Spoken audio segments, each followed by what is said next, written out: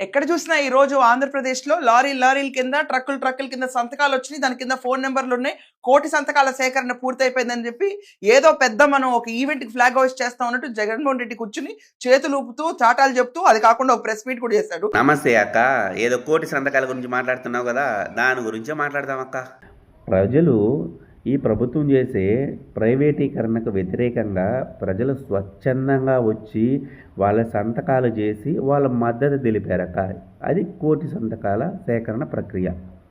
మీకు నిజంగా చిత్తశుద్ధి ఉంటే, మీరు నిజంగా చేసే ఈ ప్రైవేటీకరణ ప్రజలకు మంచి జరుగుతుంది అంటే, అలా మీరు భావిస్తుంటే, ప్రజలు కూడా మీకు సపోర్ట్ చేస్తారు అని అనిపిస్తే మీరు కూడా కోటి సంతకాల సేకరణ చేయండక్క. అది దమ్మున్న పార్టీకి కావాల్సిన ఒక మంచి లక్షణం ఏమిటంటే, వాళ్ళు కోటి సంతకాల సేకరణ ప్రైవేటీకరణ వద్దని చేశారు కదా. మీకు నిజంగా అంత దమ్ము ధైర్యం ఉంటే కోటి సంతకాల సేకరణ ప్రైవేటీకరణ కావాలని చెప్పి ప్రజల్లోకి అడగండి అక్క. ప్రజలే దానికి సమాధానం చెప్తారు, ఘాటైన సమాధానం చెప్తారు.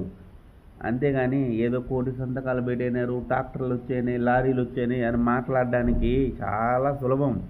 కానీ మనం చేసే పని మన శత్రువులకు నచ్చి కూడా ఈ కోటి 20 లక్షల సంతకాలు ఏమొచ్చాక 1,20 లక్షల సంతకాలు వైఎస్ఆర్సీపీ వాళ్ళే ఉండరు కదక్క. దానిలో ఎవరో కొందరైనా కూటమి నాయకులు, జనసేన నాయకులు, బీజేపీని ఇష్టపడే వాళ్ళు ఎవరో ఒక్కరైనా ఉంటారు కదా.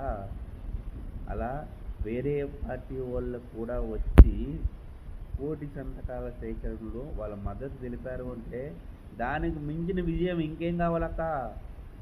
అర్థమైందా అక్క?